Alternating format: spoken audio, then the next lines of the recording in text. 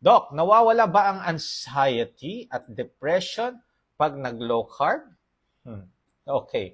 Kadalasan, no, mga patient namin na nag-enroll sa program, nag-improve yung anxiety, yung depression. Alam niyo yung mga may anxiety and depression, they need someone to talk to.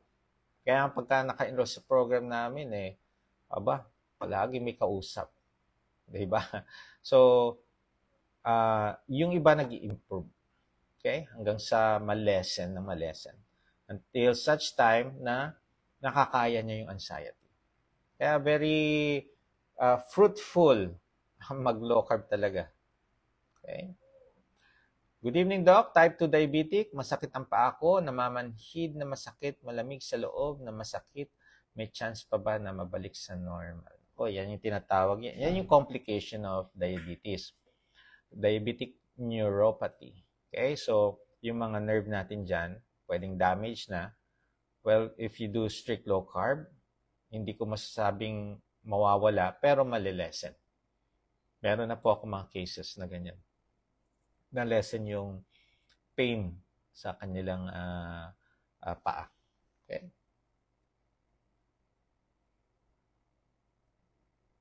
Okay. May mga nagtatanong dito, mga side effect ng gamot. Ganito po yon. Lahat naman ng mga gamot, all those synthetic drugs have side effect. Pero, no, wini-weigh namin kung bibigay ba namin tong gamot na to. Halimbawa, first time na nalaman ninyong diabetic kayo, okay, siyempre, expected nyo, bibigyan kayo ng medication. Well, sa akin, hindi muna. Okay? Change lifestyle. Ayusin mo muna yung kinakain mo. Ayusin mo na ang inyong lifestyle. Then after 3 months, we will repeat your laboratory. And if it's still elevated, bibigyan ko na kayo ng medication. Okay? So, wini-weigh ko yan. Kung hindi nag-improve ang health mo by changing your lifestyle, ibig sabihin, hindi mo rin talaga ginawa. Kailangan mo na rin ng medication. Although may side effects siya, pero mas priority natin na mapababa ang sugar ninyo kasi may mga complication that will arise pag hindi mo makontrol ang sugar. Okay? Tandaan ninyo ha, pag dumadami ang gamot ninyo sa sugar, hindi kayo nag-i-improve.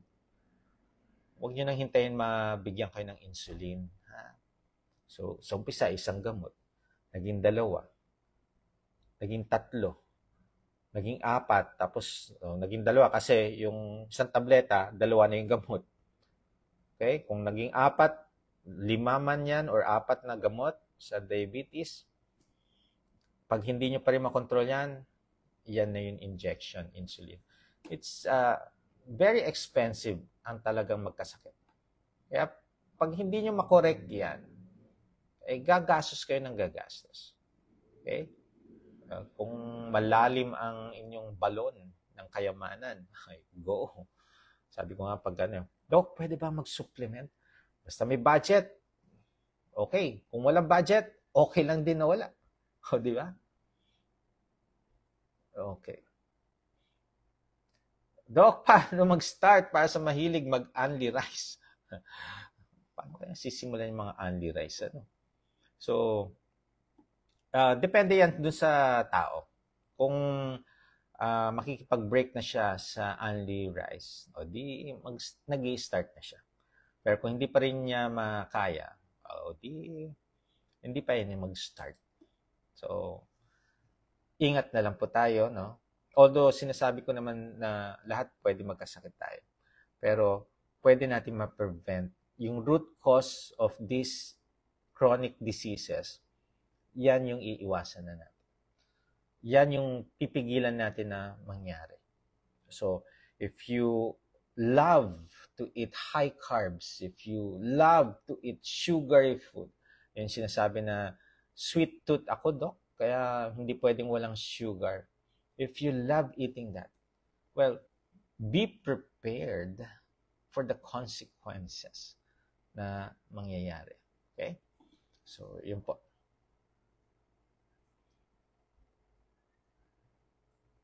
Pwede po ba ako mag-take ng magnesium? Wala akong med na iniinom. Okay lang po.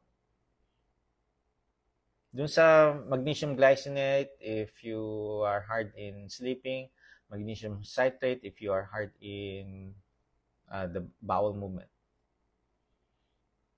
Okay.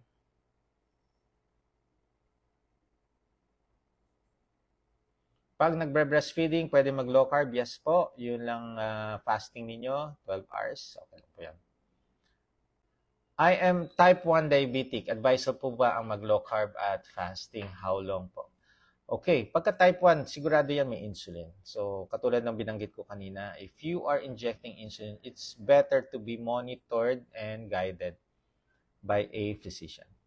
Okay, so i-adjust natin ng insulin mo depende sa kakainin. Kasi ngayon kung puro high carbs ka, malamang puro matataas ang ini-inject mo na insulin.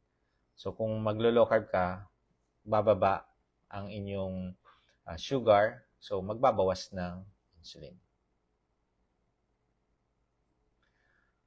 A1C na 6.7, consider me diabetes. Ito po yon. If you have fasting blood sugar of 125 milligrams per deciliter plus an A1C of 6.5 and above, yes, diabetic po yan. Okay. Anong gagawin sa 320 na triglycerides? Change your lifestyle po. Okay? Actually, mataas na to. So, kung hindi nyo ma-address yan, lalong tataas ng tataas. Okay? Pwede yan bumaba. Okay. Out ang buko sa akin pagka-diabetic, ha? Okay. Mataas po ang potassium ko, tsaka may protein urine ko. Nako, CKD2. Okay. If mataas po ang potassium, tanggalin niyo po yung mga gulay. Halos yung mga gulay ang mataas sa potassium. So, mamili po kayo. May gulay naman po na hindi mataas ang potassium. Okay? Yan. Okay. Munggo sa low carb. Out na po ang munggo. Alam mo, since 2019 pa yata yung last na kakain ko ng munggo. Pero okay lang. Hindi ko naman hinahanap. Okay, Doc. May mga sa paa ko, meron mga nodules, masakit, nangingitim po. Una, masakit sila. So, kailangan makita.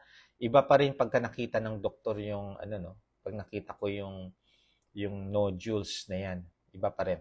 Okay? Tsaka makita ko yung nangingitim. Pagka nangingitim, tingnan nyo kung diabetic po kayo. I-address natin yung pwedeng neuropathy. Okay?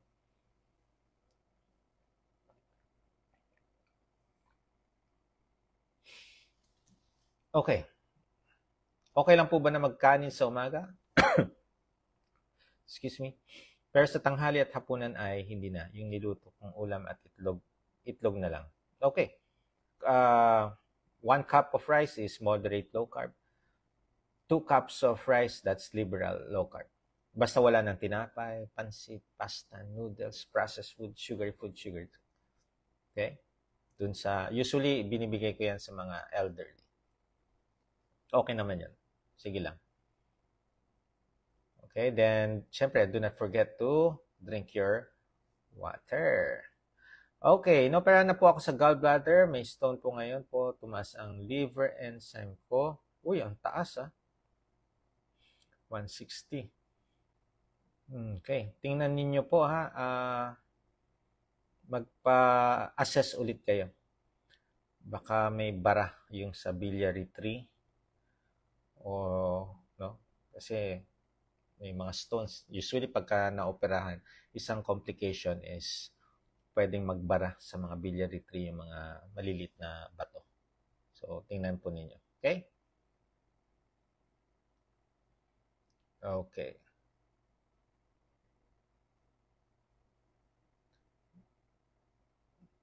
Okay, nagpapatest po ako quarterly. Palagi may trace ang albumin sa ihi.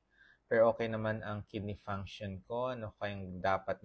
Okay, kung may trace kayo ng protein, no? Number 1 is, alamin nyo kung may infection. Do you have UTI, urinary tract infection? So, address nyo lang yan. Antibiotic, mawawala na yan. Another thing na pwede mag-cause ng protein sa ihi is dehydration. If you're not drinking enough water or palagi ka na pinapawisan, tagaktak ang pawis mo, tapos hindi ka naman umiinom ng tubig. If you are an athlete or very active lifestyle, tapos hindi naman umiinom ng electrolytes or water, pwede magkaroon ng protein ng ihi. And to those who are lifting heavy, no, mga strenuous activity, can have protein sa ihi. Ayan. Okay?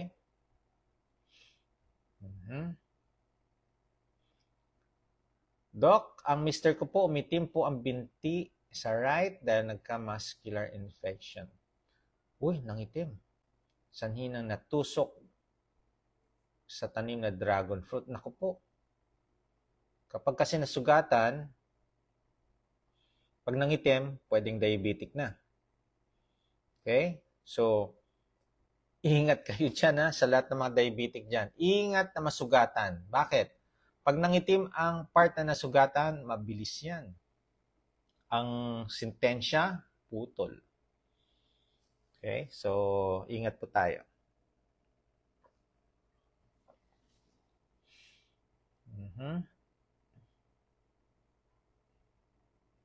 Bago pa lang ako sa pag-alis ng kanin at marami pang iba. Pero mga drinks, matatamis na mapagkain. Years ko na inalis. Gumawa na rin ako electrolyte. Lahat ng sinasabi tungkol sa pagkain, ingat na.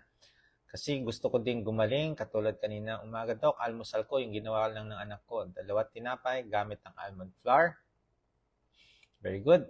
Tapos hapon pa lang kumain, salamat. Marami ako natutunan. Okay, very good. Okay.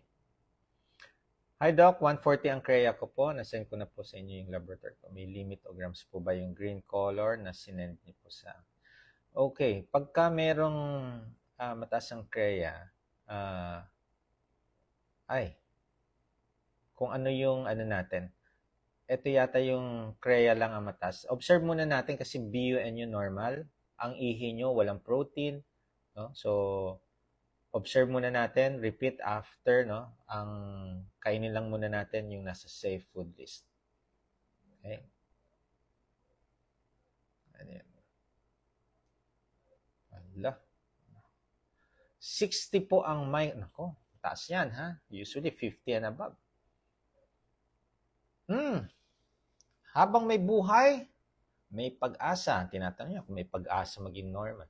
Meron akong case na patient, no? Ang kanyang microalbumin was 400. Yan, 60 ka pala. 400.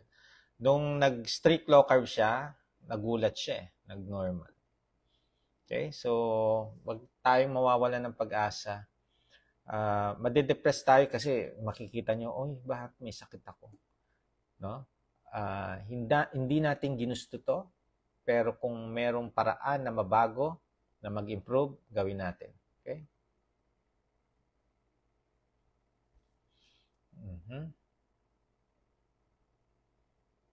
Pag may protein sa ihi, consult muna. Excuse. Okay, may nagtatanong, may schedule pa sa Cavite? Yes, meron po. Mag-register po kayo. May registration pa ba? Sa Cafe Agapita po, no? Sa Silang Cavite, sa August 17. Punta po kayo. Okay? Ayan. Anong food para sa constipated? 3 ang aayusin nyo. Oil, yung mga healthy fats, water, ayusin nyo yung tubig nyo, and movement. Tingnan nyo. Okay ang bowel movement. Okay? So, sa lahat na gusto mag-heal, mag-improve, kung ginagawa nyo na itong mga dati pa lifestyle at hindi nag-i-improve, kung ginagawa nyo na lahat, hindi pa rin nagno-normal ang mga result ninyo, baka kailangan na natin mag-low carb. Pwede po kayo magpakonsulta, magpag-guide, manood ng mga videos. Tanggalin natin yung mga inflammatory foods.